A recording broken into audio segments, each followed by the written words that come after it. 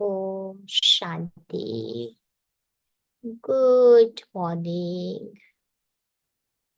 आज बाबा हम बच्चों को अलग अलग खजाने के बारे में बता रहे हैं।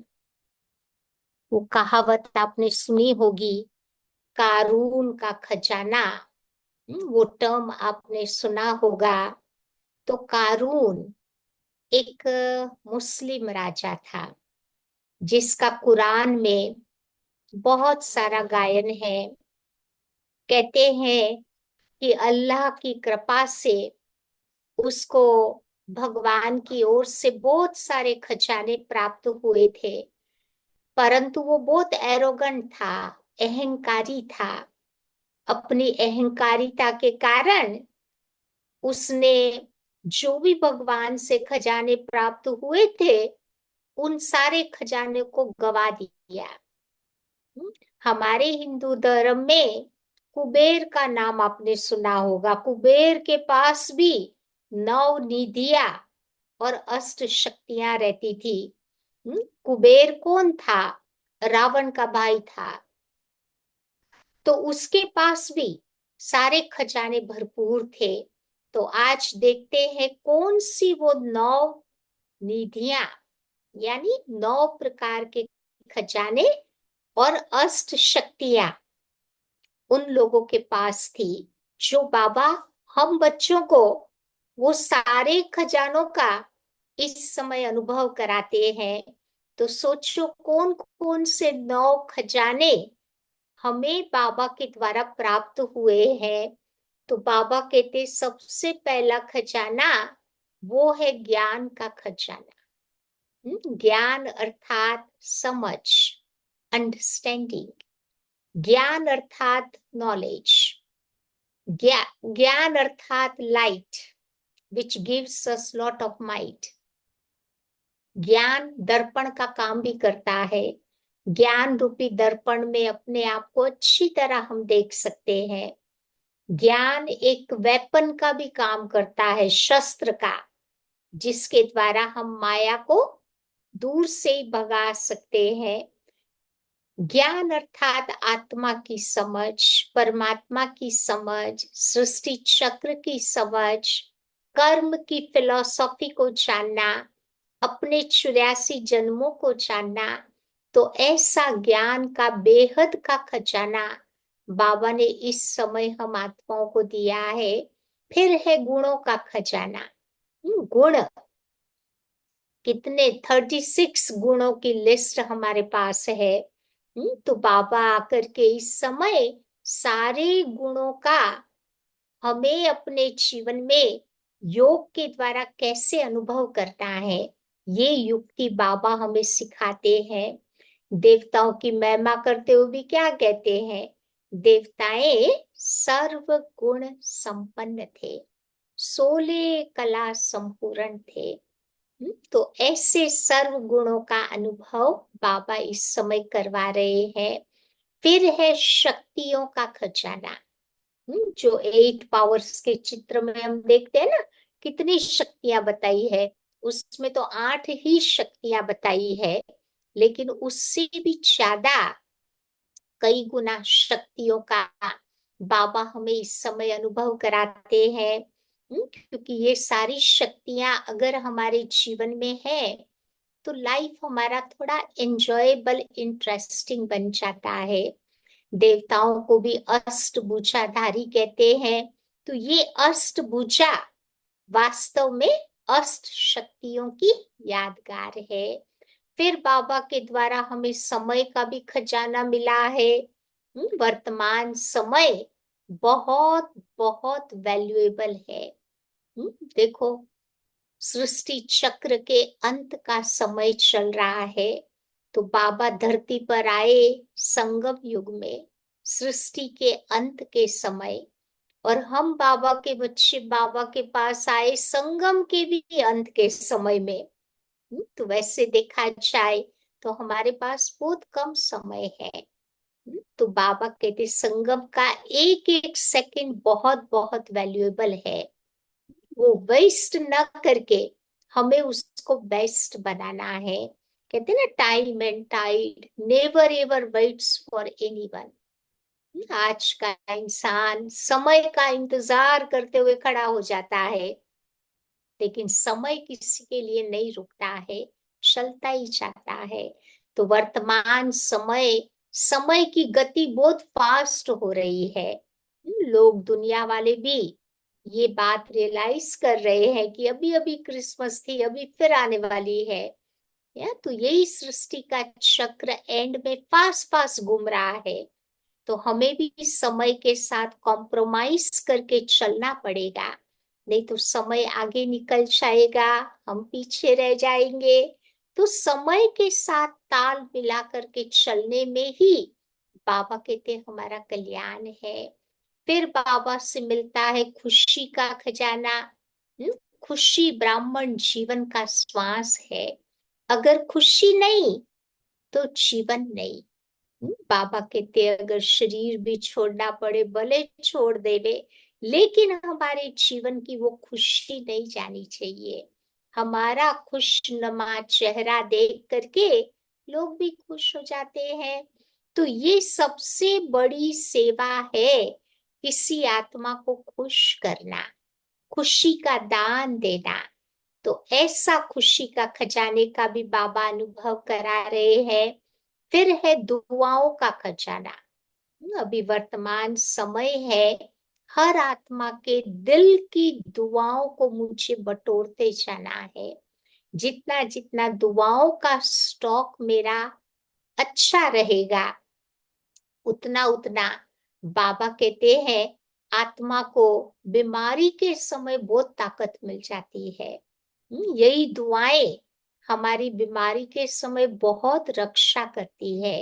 एक रक्षा कवच मेरे आगे बन जाता है, जिससे वो बीमारी बीमारी अनुभव नहीं होगी। बहुत आसानी से बाबा कहते उसका सामना हम कर पाएंगे। फिर है श्रेष्ठ संकल्पों का खजाना। कहते ना, हमारे संकल्प ही बीज है, जिस बीज से पूरा झाड़ इमर्ज होता है। हमारे संकल्प ही हमारे जीवन का फाउंडेशन है। अगर फाउंडेशन मजबूत है तो मेरी ये योगी जीवन रूपी इमारत लास्ट लॉन्ग, बहुत समय तक चलती रहेगी। हमारे संकल्प ही हमारे शब्द और कर्म की जननी है। जो हमारे संकल्प होंगे उसी प्रकार मेरे शब्द और कर्म डेफिनेटली रहेंगे। फिर बाबा कहते हैं हमारे संकल्प ही हमारी आत्मा के लिए न्यूट्रिशियस फूड है। तो रोज जैसे शरीर को खाना देते हैं, ऐसे बाबा कहते हैं हमारी आत्मा को भी रोज रोज ये न्यूट्रिशियस फूड खिलाते रहना है, ताकि आत्मा हैप्पी और हेल्थी रहे। फिर बाबा कहते हैं हमारे श्वास का खजाना। एक एक श्वास मेरा बाबा की याद में निकले तो हमारे श्वासों का बचाव हो जाएगा। वैसे भी आप देखो, जब बाबा को याद करते हैं तो हमारे श्वासों की गति धीमी हो जाती है। जब कभी गुस्से में होते हैं, कभी वो कंफ्यूजन की स्थिति होती है, एंग्जाइटी होती है, तो उस समय आपने नोटिस किया होगा कि श्वास की गति बहुत फास्ट फास्ट जाती है। बहुत सारे हमारे श्वास यूज हो जाते हैं, लेकिन हमारे एक एक श्वास में बाबा बाबा शब्द का अजपा जाप निकलना चाहिए। तो हमारे श्वासों का बचाव होगा, लंबे समय तक वो श्वास हमारे चलते रहेंगे। फिर बाबा कहते पुण्य कर्मों का खजाना। जितने जितने अच्छे कर्म करते जाएंगे उतना उतना बाबा कहते हमारा भाग्य जमा होता जाएगा। और पुण्य कर्म करने का समय ही आप देखो, पूरे साइकिल में संगम युग ही तो है। इसी समय हमने अच्छे कर्म करके पूरे साइकिल का बाबा कहते भाग्य बना लेना है। फिर तो सतयुग त्रेता में तो बैठे बैठे खाना है जो अभी इकट्ठा किया, द्वापर कलयुग में थोड़ा कुछ भाग्य बनेगा, क्योंकि अच्छे कर्म होंगे, लेकिन साथ ही साथ गलत कर्म भी होते हैं। तो फिर वो खत्म भी तो हो जाता है ना पुण्य कर्म का खाता। तो अभी संगम का ही समय है अपने पुण्य कर्मों को अपने साथ ले जाने का। तो ये कारून के खजाने में ये 9 निधियां और अष्ट शक्तियां रहती थी, जो बाबा अभी हम बच्चों को धारण करने के लिए कह रहे हैं। तो आइए सुनते हैं, आज की बाबा की मुरली है 17 तारीख की। बाबा कहते हैं, मीठे बच्चे, इस शरीर को न देख, आत्मा को देखो। अपने को आत्मा समझ, आत्मा से बातें करो।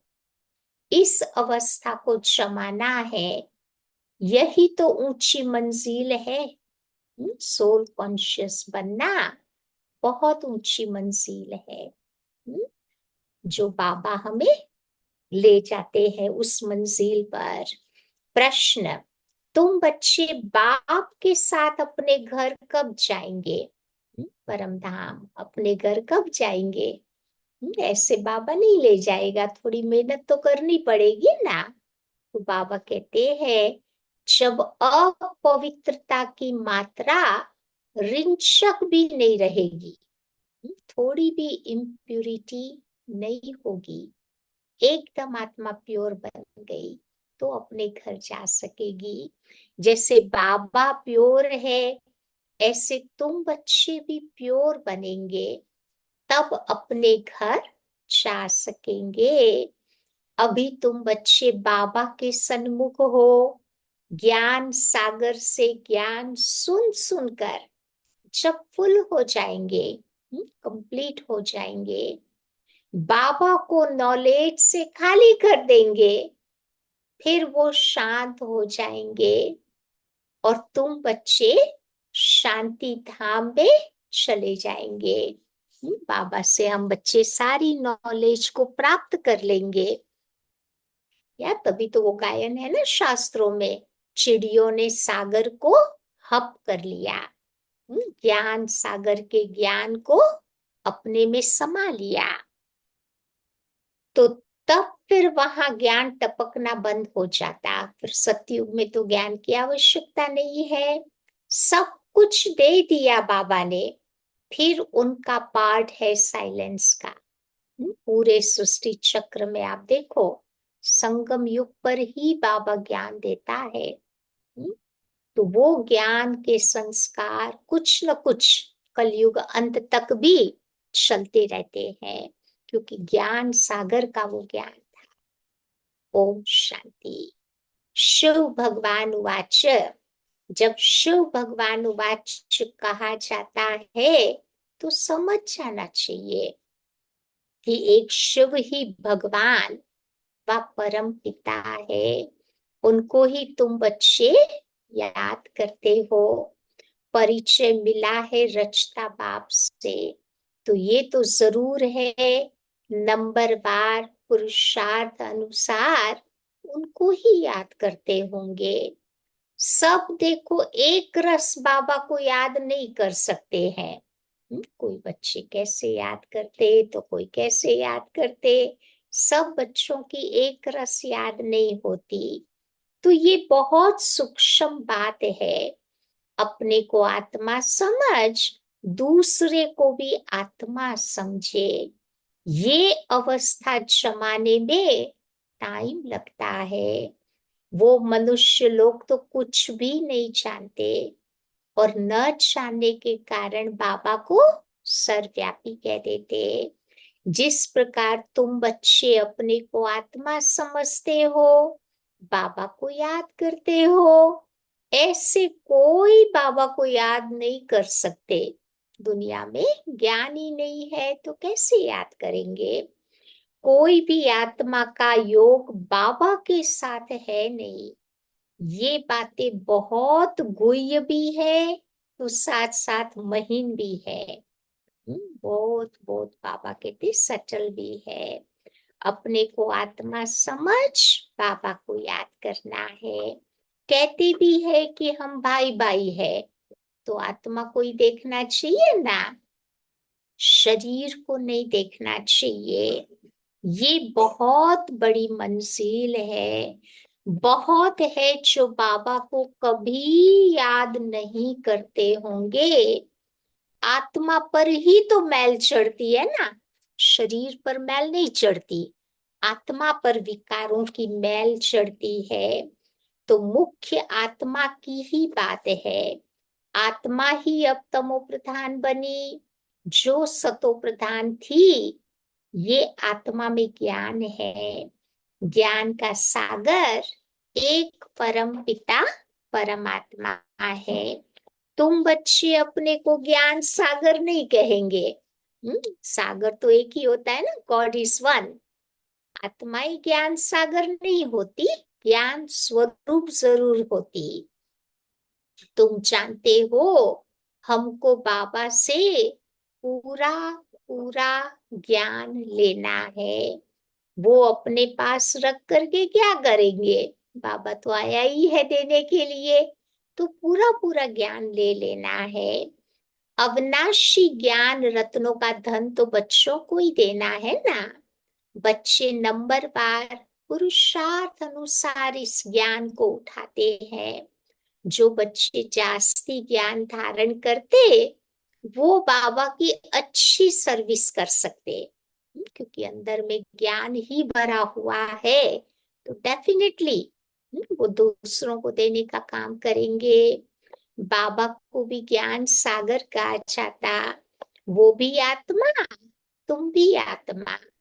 तुम आत्माएं बाबा का सारा ज्ञान ले लेती हो। जैसे वो प्योर है, तुम बच्चे भी एवर प्योर बनेंगे। फिर जब अपवित्रता की रिंचक भी नहीं रहेगी, तब तुम ऊपर चले जाएंगे। तो बाबा आकर के तुम बच्चों को याद के यात्रा की युक्ति सिखाते हैं।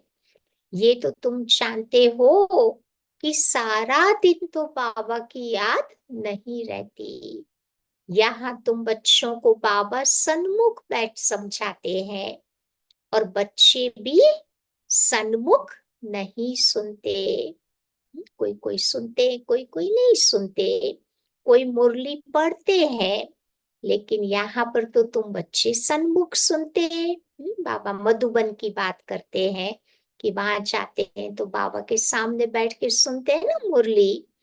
तो अपने को आत्मा समझ बाबा को याद करो, और साथ साथ इस ज्ञान को भी धारण करो।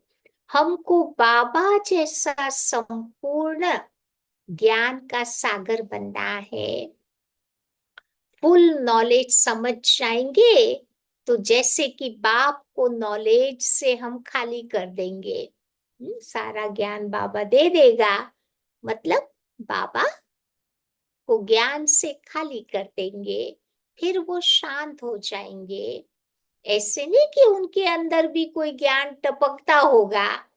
सब कुछ बच्चों को दे दिया, फिर बाबा का पार्ट रहता है साइलेंस का। फिर बाबा परम धाम में, शांति की दुनिया में उनका पार्ट होता। जैसे तुम साइलेंस में रहेंगे तो ज्ञान थोड़े ही टपकेगा। हम जब परम धाम में होंगे तो ज्ञान थोड़ा अंदर में रहेगा, क्योंकि बाबा कहते ज्ञान को बताने के लिए ऑर्गन्स चाहिए।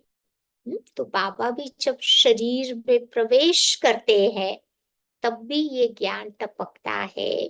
तो ये भी बाबा ने समझाया है कि आत्मा ही संस्कार ले जाती है। कोई सन्यासी की आत्मा होगी, छोटेपन में ही उनको शास्त्र कंठ हो जाएंगे।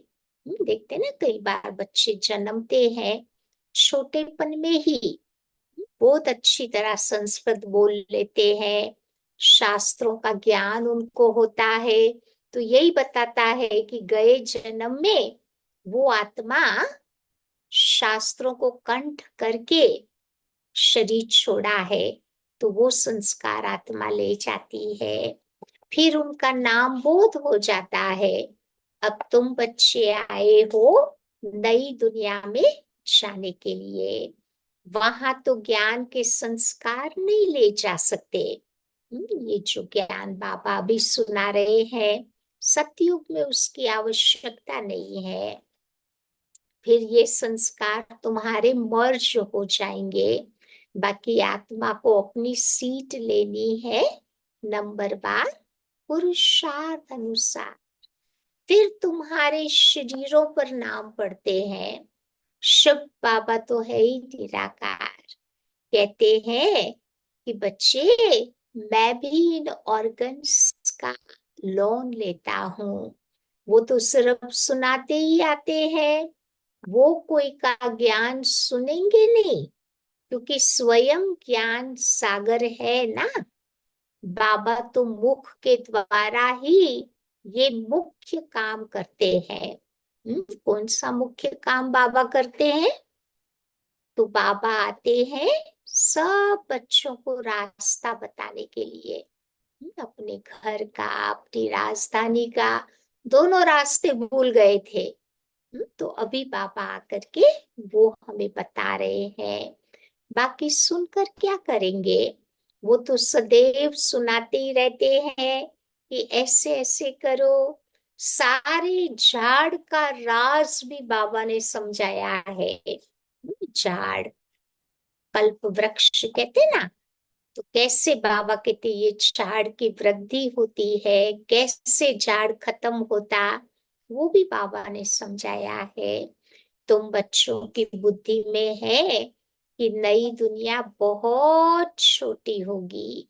ये पुरानी दुनिया तो तुम देखो कितनी बड़ी है, कितनी बड़ी है पुरानी दुनिया।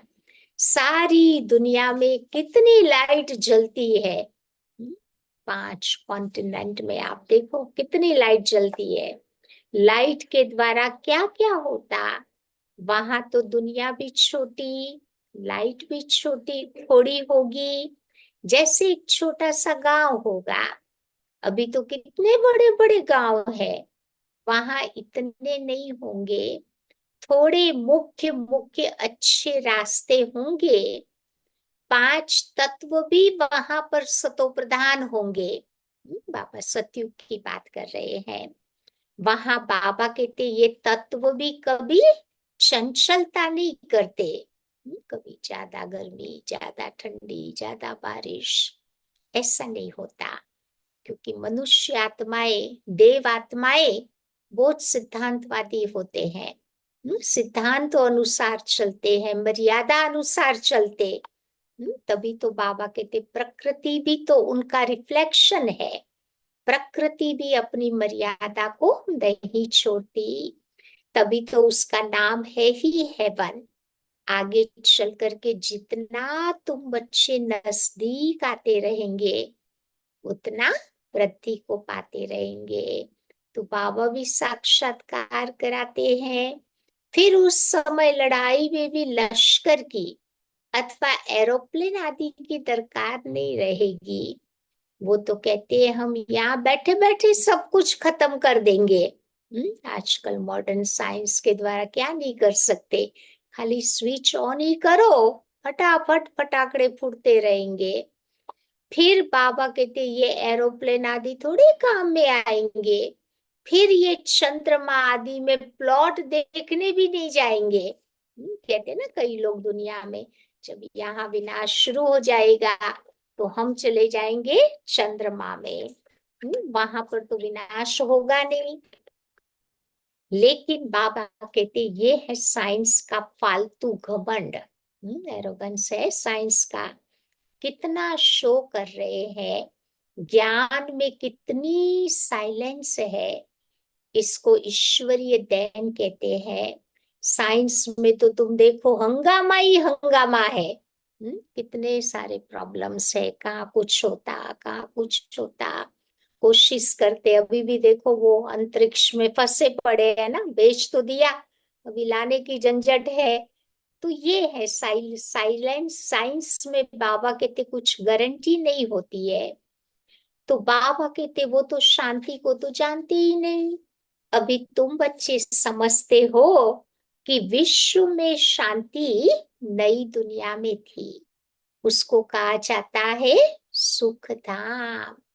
अभी तो दुख शांति है, ये भी समझाना है कि तुम शांति चाहते हो तो कभी भी अशांति हो ही नहीं। वो तो है शांति धाम और सुख धाम में। कभी ये शांति जीवन में नहीं आवे। ऐसी शांति कहाँ मिल सकती है? शांति धाम और सुख धाम में। स्वर्ग तो सब चाहते हैं, भारतवासी ही वैकुंठ को कितना याद करते हैं। जितना भारतवासी याद करते हैं ना, उतने और धर्म वाले नहीं करते हैं, क्योंकि भारतवासी ही तो वैकुंठ के मालिक बने थे ना। तो संस्कार उन्हीं के आत्मा के अंदर ही है।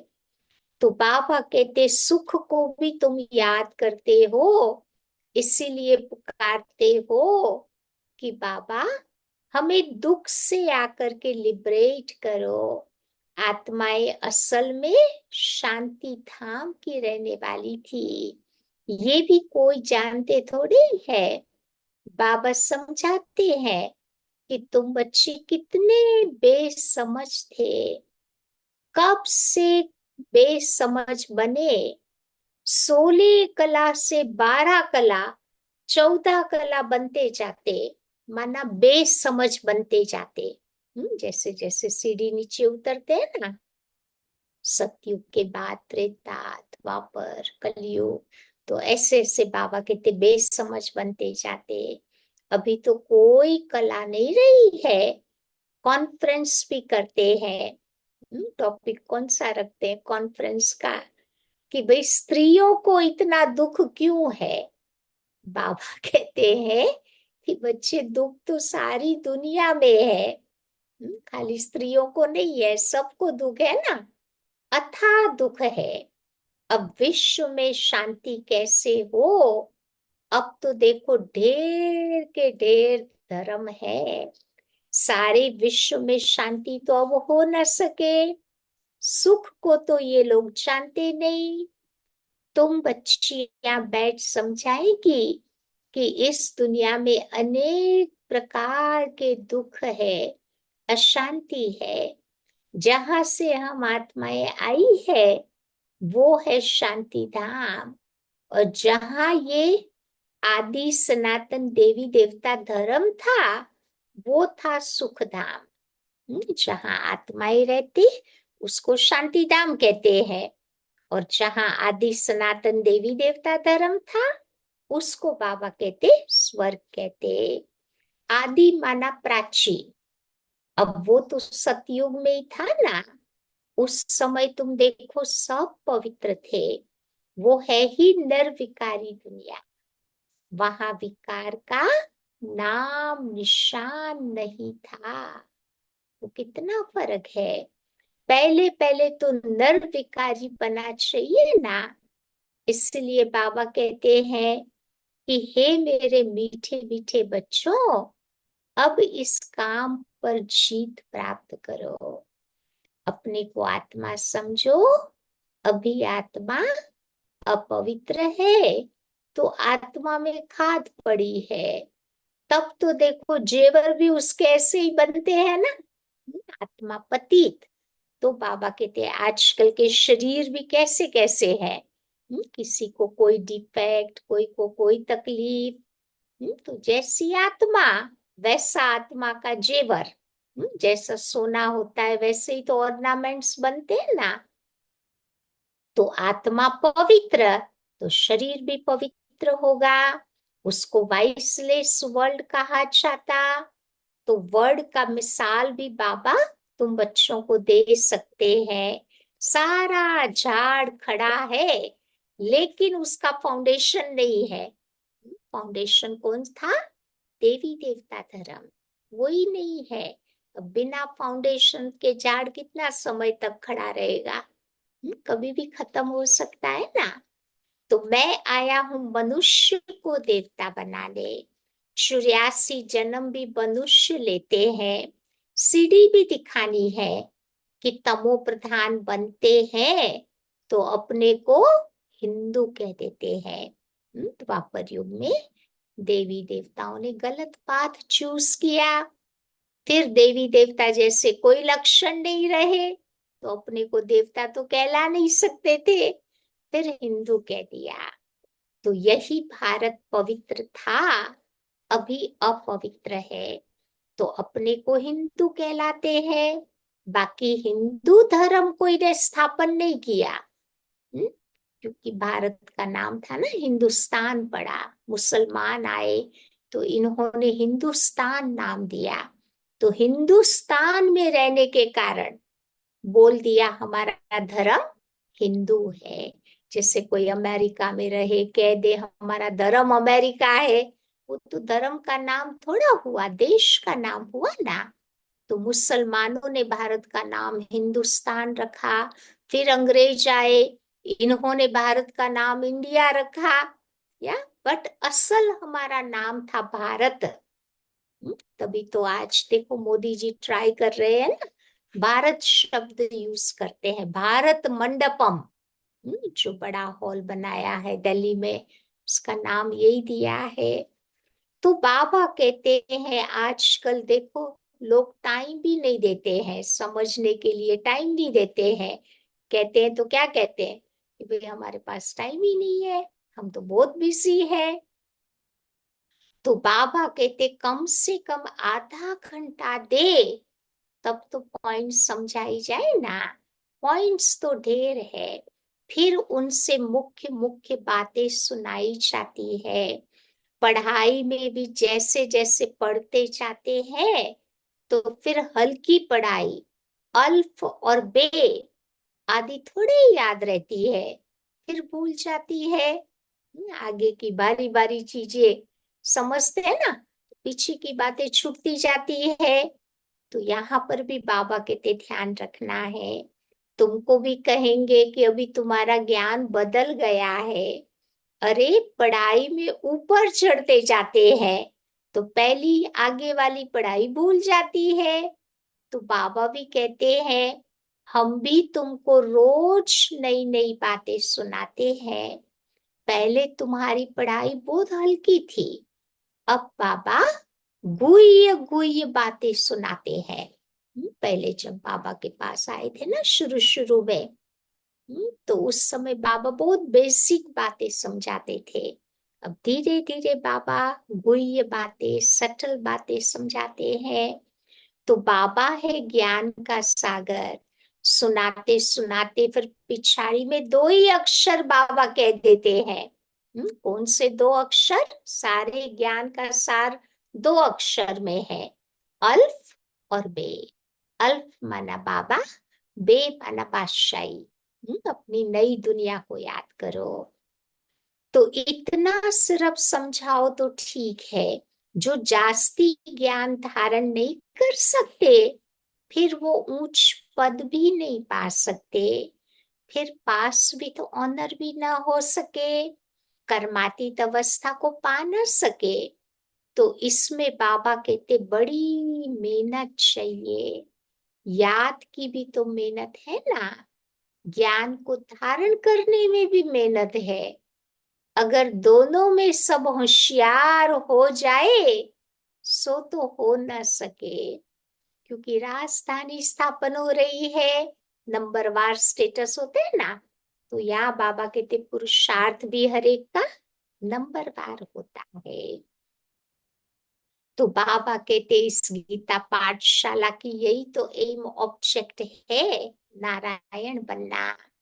वही गीता का ज्ञान है, ये सिवाय तुम्हारे कोई जानते ही नहीं।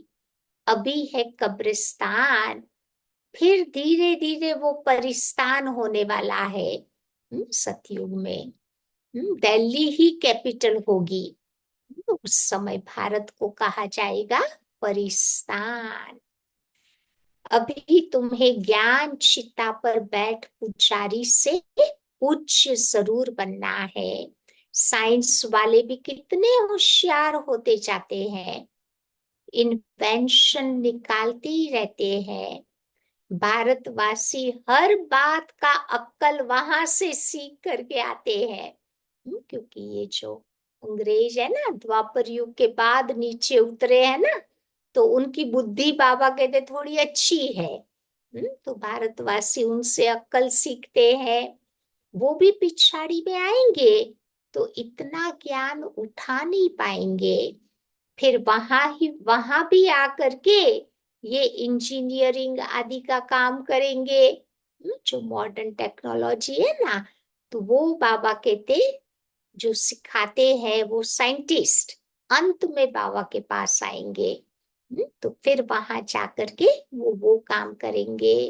राजा रानी तो बन ना सके, राजा रानी आगे सर्विस में रहेंगे। ऐसी ऐसी वो इन्वेंशन निकालते रहेंगे। राजा रानी बनते ही है सुख के लिए, वहां तो सब सुख मिल जाने हैं। तो तुम बच्चों को पुरुषार्थ पूरा पूरा करना चाहिए, फुल पास होकर फिर कर्मातीत अवस्था को पाना है। जल्दी जल्दी जाने का ख्याल नहीं आना चाहिए। परम धाम अपने घर जल्दी जल्दी नहीं जाना है, पुरुषार्थ करके फिर जाना है। अभी तुम हो ईश्वरीय संतान, बाबा तुमको पढ़ा रहे हैं। ये मिशन है मनुष्यों को चेंज करने की। जैसे बौद्धियों की क्रिश्चियन की मिशन होती है ना, कृष्ण और क्रिश्चियन की राशि देखो मिलती है। क्रिश्चियन और कृष्ण, तो उन्हों के लेन देन का भी बहुत कनेक्शन है। कृष्ण और क्रिश्चियन, जो सतयुगी राजधानी थी ना, वो बाद में क्रिश्चियंस ने आकर के ले ली। तो अभी फिर बाबा कहते कृष्ण उनसे अपनी राजधानी ले रहा है। तो उनकी भाषा आदि छोड़ देना, ये भी तो एक इंसल्ट है ना। वो तो पीछे में आते हैं, वो तो न तो बहुत सुख भोगते न बहुत दुख उठाते। जो द्वापर से आत्माएं नीचे उतरेंगी वो कोई बहुत दुख नहीं भोगेगी, न कोई सुख भोगती। तो सारी इन्वेंशन वो लोग निकालते हैं। यहाँ बल कोशिश करते हैं परंतु एक्यूरेट कभी नहीं बना सकेंगे। विलायत की चीजें होती बड़ी अच्छी है, लेस करप्शन होता है ना, तो हर चीज लॉन्ग लास्टिंग होती है। भारत में कॉपी तो करते हैं बेचारे, बनाते तो है, लेकिन बाबा कहते उतनी बढ़िया नहीं बनती। बाबा कहते यहाँ तो ऑनेस्टी से बनाते हैं, या तो डिसऑनेस्टी से बनाते तो फिर दुख होता। तो सबके दुख दूर करने वाला बाप के सिवाय और कोई मनुष्य हो न सके। बल कितनी भी कॉन्फ्रेंस करते हैं कि विश्व में शांति हो, फिर भी देखो धक्का ही खाते रहते हैं। सिर्फ माताओं को दुख है ये बात नहीं है, यहाँ तो अनेक प्रकार के दुख है। सारी दुनिया में तुम देखो झगड़े मारा मारी की तो बात है आजकल टेलीविजन में। बैड न्यूज कोई न्यूज कहते हैं, कहाँ अच्छी चीज हो रही है तो वो न्यूज नहीं होता है, गुड न्यूज न्यूज नहीं होता, बैड ही न्यूज आज बन गया है। तो बाबा कहते कितनी मारा मारी है, लेकिन वहां दुख की बात नहीं होती। ये सब हिसाब निकालना चाहिए। बाबा कहते लड़ाई कभी भी शुरू हो सकती है। तीसरा विश्व युद्ध, ऑलरेडी कोल्ड वर्ल्ड वॉर तो चालू हो ही गया है। कभी भी बाबा कहते ये लड़ाई शुरू हो सकती है। भारत में रावण जब से आता है तो पहले पहले घर में लड़ाई शुरू होती, जुदा जुदा हो जाते, आपस में लड़ मरते, फिर बाहर वाले आते हैं। पहले ब्रिटिश थोड़े ही थे, वो तो फिर बाबा कहते हैं बीच में आकर के रिश्वत आदि देकर अपना राज्य ले लेते हैं। अंग्रेजों ने भी तो यही काम किया ना, आपस में भारतवासियों को लड़वा दिया। और मक्खन बीच में वो लेके चले गए। तो रात दिन का फर्क है। नया कोई तुम्हारी बातों को समझ न सके, बाबा जो नॉलेज देते हैं वो गुम हो जाती। सतयुग के बाद संगम युग में बाबा कहते संगम के एंड में ये ज्ञान खत्म हो जाएगा, क्योंकि सतयुग में उसकी जरूरत नहीं है। तो ये एक ही पढ़ाई है, एक ही बार एक ही बाबा से तुम्हें मिलती है। आगे चल करके तुम सबको साक्षात्कार होते रहेंगे कि तुम ये बनेंगे, परंतु उस समय कोई पुरुषार्थ नहीं कर पाएंगे। रिजल्ट आउट हो गया फिर थोड़ा पुरुषार्थ होगा, फिर उन्नति को नहीं पा सकेंगे, फिर रोएंगे पीटेंगे। हम्म फिर बाबा कहते तुम बदली हो जाएंगे नई दुनिया में। तो अभी तुम मेहनत करते हो कि जल्दी चारों तरफ आवाज निकल जाए, फिर तुम देखना आप ही सेंटर पर भागते आएंगे। अभी बुलाते हैं तो भी नहीं आते हैं, अंत में बाबा कहते दौड़ते दौड़ते आएंगे। परंतु जितनी देरी होती जाएगी टू लेट होता जाएगा, फिर कुछ जमा नहीं होगा। क्योंकि पुरुषार्थ नहीं कर पाएंगे तो इतना उनका जमा नहीं होगा। बाबा कहते हैं कि ये तुम्हारा बैच ऐसा है जो सब शास्त्रों का सार इसमें आ जाता है। तो बाबा तुम्हारे बैच की बहुत महिमा करते हैं। वो समय भी आएगा जो ये तुम्हारे बैच सब अपने नैनों पर रखेंगे। तो बाबा कहते बच्चे अब मन मना भव, तुम मुझे याद करो तो ये बनेंगे। फिर यही 84 जन्म लेते हैं। पुनर्जन्म न लेने वाला एक ही बाप है। बाकी सब आत्माओं को जन्म मरण के चक्कर में आना है, बाबा ही जन्म मरण के चक्कर से फ्री है। अच्छा, मीठे मीठे सिक्की लदे बच्चों प्रति माता पिता बाप दादा का याद प्यार और गुड मॉर्निंग। रूहानी बाप की रूहानी बच्चों को नमस्ते, और रूहानी बच्चों की रूहानी बाप को नमस्ते। आज की धारणा की पॉइंट है, पहली बात बाबा बताते हैं, याद की मेहनत और ज्ञान की धारणा से कर्मातीत अवस्था पाने का पुरुषार्थ करना है। ज्ञान सागर की संपूर्ण नॉलेज स्वयं में धारण करनी है। दूसरी बात, आत्मा में जो खाद पड़ी है उससे निकाल संपूर्ण वाइसलेस बनना है। रिंचक मात्र भी अपवित्रता का अंश न रहे। हम आत्मा भाई भाई है, ये अभ्यास पक्का करना है। आज का वरदान है, समय और संकल्प रूपी खजाने पर अटेंशन देकर जमा का खाता बढ़ाने वाले पद्मा पदम पति भव। वैसे खजाने तो बहुत है, लेकिन समय और संकल्प विशेष इन दो खजानों पर अटेंशन दो। हर समय संकल्प श्रेष्ठ और शुभ हो तो जमा का खाता बढ़ता जाएगा। इस समय एक जमा करेंगे तो पदम मिलेगा, एक का 1000 गुना मिलेगा। एक का पदम गुना करके देने की ये बाबा की बैंक है। इसीलिए क्या भी हो, त्याग भी करना पड़े, तपस्या भी करनी पड़े, निर्माण भी बनना पड़े, कुछ भी हो जावे, इन दो बातों पर अटेंशन हो तो पद्मा पदम पति बन जाएंगे। कौन सी दो बातों पर?